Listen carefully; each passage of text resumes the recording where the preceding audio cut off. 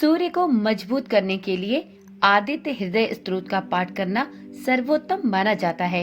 यदि इस स्तोत्र का पाठ प्रतिदिन सुबह नियमित रूप से किया जाए तो मनुष्य के जीवन में शीघ्र ही सकारात्मक परिवर्तन देखने को मिलते हैं। साथ ही इस स्तोत्र का पाठ करने से जातक को कई तरह के लाभ प्राप्त होते हैं। ओम नमः शिवाय। जय श्री कृष्णा। आप सभी का सनातन धर्मसार चैनल पर बहुत बहुत स्वागत है। आज की वीडियो में हम प्रत्येक रविवार को सुने जाने वाले श्री आदित्य हृदय स्तोत्र का पाठ करेंगे। आपको इस चैनल पर श्री आदित्य हृदय स्तोत्र मंत्र का पाठ शुद्ध एवं सरल हिंदी भाषा में सुनाया जा रहा है। यह स्तोत्र श्री वाल्मीकि रामायण के युद्ध कांड का 105वां सर्ग है। भगवान राम को युद्ध में विजय प्राप्त करने के लिए अगस्त्य ऋषि ने उनको ये स्तोत्र बताया था। यदि आप सूर्य के समान तेज प्राप्त करना चाहते हैं या युद्ध अथवा मुकदमों में विजय के लिए यह पाठ अमोघ है। मित्रों, आदित्य हृदय स्तोत्र का पाठ करने के कुछ विशेष नियम हैं। जैसे रविवार को उषा काल में इसका पाठ करना चाहिए। आप प्रतिदिन सूर्योदय के समय भी इस स्तोत्र का पाठ कर सकते हैं। आप इस स्तोत्र का पाठ करने से पूर्व स्नान करें। इसके पश्चात सूर्य भगवान को जल अर्पित करें। इसके बाद ही आप इस स्तोत्र का पाठ करें। इस पाठ को करने के बाद सूर्य देव का ध्यान करें। आदित्य हृदय स्तोत्र का पाठ करते हैं तो आपको रविवार के दिन मांसाहार, मदिरा तथा तेल का प्रयोग नहीं करना चाहिए। संभव हो तो रविवार के दिन आप नमक का सेवन भी न करें। आदित्य हृदय स्तोत्र सूर्य देव से संबंधित है। इस स्तोत्र का पाठ सूर्य देव को प्रसन्न एवं उनकी कृपा प्राप्त करने के लिए किया जाता है। शास्त्रों में इस स्तोत्र का पाठ करना बहुत ही शुभ एवं लाभकारी बताया गया है। ज्योतिष शास्त्र में भी आदित्य हृदय स्तोत्र को काफी महत्व दिया गया है। इस स्तोत्र का नियमित पाठ करने से जीवन के अनेक कष्टों का निवारण होता है। राज्य पक्ष से कोई समस्या या सरकारी मुकदमों से बचने के लिए आदित्य हृदय स्तोत्र का पाठ बहुत ही लाभकारी है। हड्डियों या आँखों के रोग से बचने के लिए आदित्य हृदय स्तोत्र का पाठ करना चाहिए। शारीरिक कष्ट एवं त्वचा संबंधी रोगों में भी इस स्तोत्र का पाठ करना विशेष रूप से लाभदायक माना गया है। पिता के साथ संबंध बेहतर बनाने के लिए आदित्य हृदय स्तोत्र का पाठ नियमित रूप से करना चाहिए। यदि आँखों की समस्या है और आप इस समस्या से गंभीर रूप से परेशान हैं, तो आदित्य हृदय स्तोत्र का पाठ अवश्य करें। किसी बड़े काम में सफलता पाने के लिए आदित्य स्तोत्र का पाठ विशेष रूप से लाभकारी है। सरकारी नौकरी या व्यापार में सफलता पाने के लिए भी नियमित रूप से श्री आदित्य हृदय स्तोत्र का पाठ करना चाहिए। आपकी राशि में यदि सूर्य की स्थिति कमजोर है तो उसको सुदृढ़ करने के लिए भी आप श्री आदित्य हृदय स्तोत्र का पाठ नियमित रूप से करें। जिनकी कुंडली में सूर्य दूसरे, तीसरे, चौथे, छठे, 7वें, 8वें या 12वें भाव में हो, उनको भी इसका पाठ शुभ फल देता है। आदित्य हृदय स्तोत्र का उपदेश अगस्त्य ऋषि ने राम रावण युद्ध के समय भगवान राम को युद्ध में रावण पर विजय प्राप्त करने के लिए दिया था। इसके नियमित पाठ से हृदय रोग, शत्रु भय से मुक्ति तथा समस्त कार्यों में सफलता की प्राप्ति होती है। आदित्य हृदय स्तोत्र के पाठ से पदोन्नति, धन प्राप्ति, प्रसन्नता, आत्मविश्वास में वृद्धि होती है तथा प्रत्येक मनोकामना सिद्ध होती है। जिनकी भी कुंडली में सूर्य देव की स्थिति कमजोर है, उनके लिए श्री आदित्य हृदय स्तोत्र का पाठ सबसे उत्तम माना गया है। आदित्य हृदय स्तोत्र के नियमित पाठ करने से बहुत ही चमत्कारी लाभ प्राप्त होते हैं। तो चलिए सूर्य देव का ध्यान करते हुए उन्हें नमस्कार करें और आदित्य हृदय स्तोत्र का पाठ प्रारंभ करें। तो प्रेम से बोलिए, ओम सूर्य देवताय नमो नमः, ओम सूर्याय नमो नमः। भगवान श्री राम युद्ध से थककर चिंता करते हुए युद्ध भूमि में खड़े थे। इतने में ही लंकाधिपति रावण भी युद्ध के लिए उनके सामने उपस्थित हो गया। यह देख ऋषि अगस्त्य मुनि, जो देवताओं के साथ युद्ध देखने के लिए आए थे, प्रभु श्री राम के पास जाकर बोले, सबके हृदय में रमण करने वाले महाबाहु राम, यह सनातन गोपनीय स्तोत्र सुनो। वत्स, इसके जप से तुम युद्ध में अपने समस्त शत्रुओं पर विजय प्राप्त कर लोगे। इस गोपनीय स्तोत्र का नाम है आदित्य हृदय। यह परम पवित्र और संपूर्ण शत्रुओं का नाश करने वाला है। इसके जप से सदा विजय की प्राप्ति होती है। यह नित्य अक्षय और परम कल्याणमय स्तोत्र है। संपूर्ण मंगलों का भी मंगल है। इससे सब पापों का नाश हो जाता है। यह चिंता और शोक को मिटाने वाला तथा आयु को बढ़ाने वाला और उत्तम साधन है। भगवान सूर्य अपनी अनंत किरणों से सुशोभित हैं। ये नित्य उदय होने वाले और देवता तथा असुरों से नमस्कृत विवस्वान नाम से प्रसिद्ध तथा प्रभा का विस्तार करने वाले और संसार के स्वामी हैं। तुम इनका रश्मि मते नमः, समुद्र यते नमः, देवासुर नमस्कृताय नमः, विविश्वते नमः, भास्कराय नमः, भुवनेश्वराय नमः, इन नाम मंत्रों के द्वारा पूजन करो। हे राम, समस्त देवता इन्हीं के स्वरूप हैं।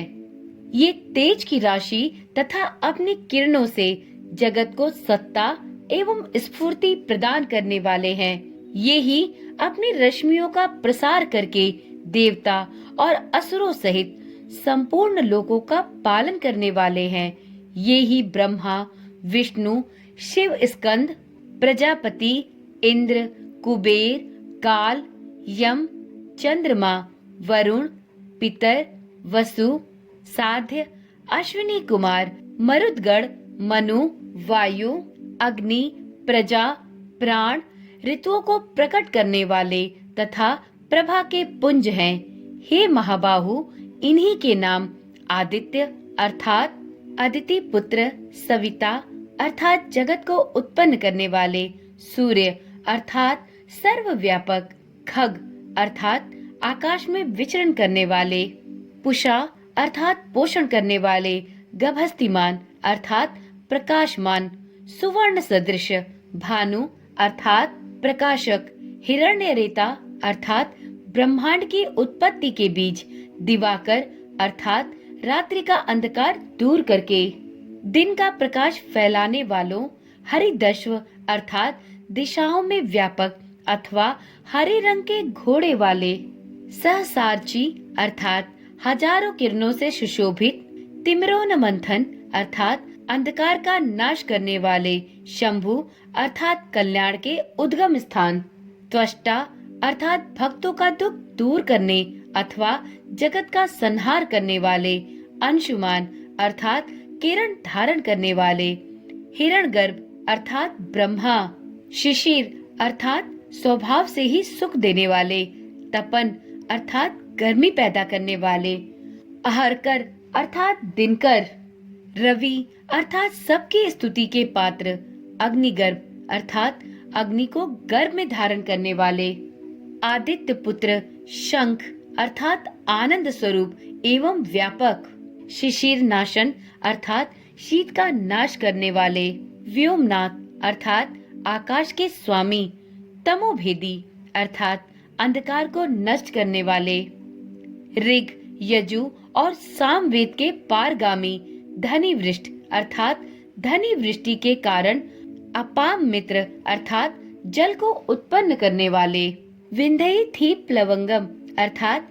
आकाश में तीव्र वेग से चलने वाले, आतपी अर्थात घाम उत्पन्न करने वाले, मंडली अर्थात किरण समूह को धारण करने वाले, मृत्यु अर्थात मौत के कारण, पिंगल अर्थात भूरे रंग वाले, सर्वतापन अर्थात सबको ताप देने वाले, कवि अर्थात त्रिकालदर्शी, विश्व अर्थात सर्वस्वरूप महातेजस्वी, रक्त अर्थात लाल रंग वाले, सर्व भव उद्भव अर्थात सबकी उत्पत्ति के कारण, नक्षत्र, ग्रह और तारों के स्वामी, विश्व भावन अर्थात जगत की रक्षा करने वाले तेजस्वियों में भी अति तेजस्वी तथा द्वादश आत्मा अर्थात 12 स्वरूपों में अभिव्यक्त हैं। इन सभी नामों से प्रसिद्ध सूर्यदेव आपको मेरा नमस्कार है। पूर्व गिरि उद्याचल तथा पश्चिमी गिरि अस्ताचल के रूप में आपको नमस्कार है। ज्योतिर्गणों अर्थात ग्रहों और तारों के स्वामी तथा दिन के अधिपति आपको प्रणाम है। आप जय स्वरूप तथा विजय और कल्याण के दाता हैं। आपके रथ में हरे रंग के घोड़े जुते रहते हैं। आपको बारंबार नमस्कार है। सहस्त्र किरणों से सुशोभित भगवान सूर्य आपको बारंबार प्रणाम है। आप अदिति के पुत्र होने के कारण आदित्य नाम से प्रसिद्ध हैं। आपको नमस्कार है। उग्र वीर और सारंग सूर्य देव आपको नमस्कार है। कमलों को अपना तेज देकर विकसित करने वाले मार्तंड आपको नमस्कार है। आप ब्रह्मा शिव और विष्णु के भी स्वामी हैं। सूर्य आपकी संज्ञा है। यह सूर्य मंडल आपका ही तेज है। आप प्रकाश से परिपूर्ण हैं। सबको स्वाहा कर देने वाला अग्नि आपका ही स्वरूप है।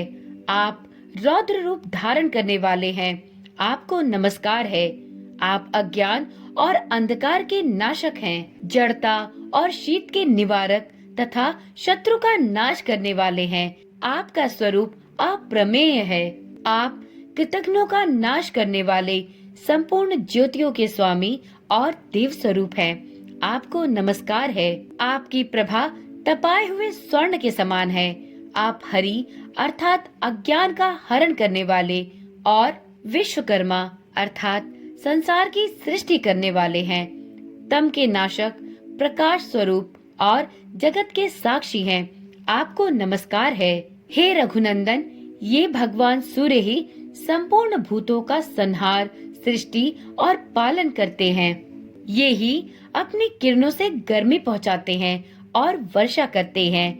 ये सब भूतों में अंतर्यामी रूप से स्थित होकर उनके सो जाने पर भी जागते रहते हैं। ये ही अग्निहोत्र तथा अग्निहोत्री पुरुषों को मिलने वाले फल हैं। यज्ञ में भाग ग्रहण करने वाले देवता यज्ञ और यज्ञों के फल भी यही हैं। संपूर्ण लोकों में जितनी क्रियाएं होती हैं, उन सब का फल देने में यही पूर्ण समर्थ है। हे राघव, विपत्ति में, कष्ट में, दुर्गम मार्ग में तथा और किसी भर के अवसर पर जो कोई पुरुष इन सूर्य देव का कीर्तन करता है, उसे दुख नहीं भोगना पड़ता। इसलिए तुम एकाग्रचित होकर इन देवाधिदेव जगदीश्वर भगवान सूर्य की उपासना करो। इस आदित्य हृदय स्तोत्र का 3 बार जप करके तुम युद्ध में विजय पाओगे। हे महाबाहो, तुम इसी क्षण रावण का वध कर सकोगे। यह कहकर अगस्त्य जी जैसे ही आए थे उसी प्रकार चले गए। उनका उपदेश सुनकर परम तेजस्वी श्री रामचंद्र जी का शोक दूर हो गया। उन्होंने प्रसन्न होकर शुद्ध चित्त से श्री आदित्य हृदय को धारण किया और 3 बार आचमन करके शुद्ध होकर भगवान सूर्य की ओर देखते हुए 3 बार इस स्तोत्र का जप किया। इससे उन्हें बड़ा हर्ष हुआ। फिर परम पराक्रमी रघुनाथ जी ने धनुष उठाकर रावण की ओर देखा और उत्साह पूर्वक विजय पाने के लिए वह आगे बढ़े। उन्होंने पूरा प्रयत्न करके रावण के वध का निश्चय किया। उस समय देवताओं के मध्य में खड़े हुए भगवान सूर्य ने प्रसन्न होकर श्री रामचंद्र जी की ओर देखा और निशाच राज रावण के विनाश का समय निकट जानकर हर्ष पूर्वक कहा, हे रघुनंदन, अब शीघ्र करो और इस राक्षस राज रावण का अंत करके पृथ्वी को पाप से मुक्त करो। इस प्रकार श्री आदित्य हृदय स्तोत्र संपूर्ण हुआ। तो एक बार प्रेम से बोलिए, भगवान श्री रामचंद्र की जय, पवन पुत्र हनुमान की जय। मित्रों, जिस प्रकार से श्री आदित्य हृदय स्तोत्र का पाठ करने से प्रभु श्री रामचंद्र जी को रावण से युद्ध में विजय प्राप्त हुई, उसी प्रकार से आप सभी श्रोतागण यदि इस आदित्य हृदय स्तोत्र का पाठ सच्चे मन से और पूरी श्रद्धा के साथ करेंगे तो निश्चय ही आपको आपके जीवन में सभी कार्यों में विजय की प्राप्ति होगी। तो एक बार प्रेम से बोलिए, ओम सूर्य देवताय नमो नमः।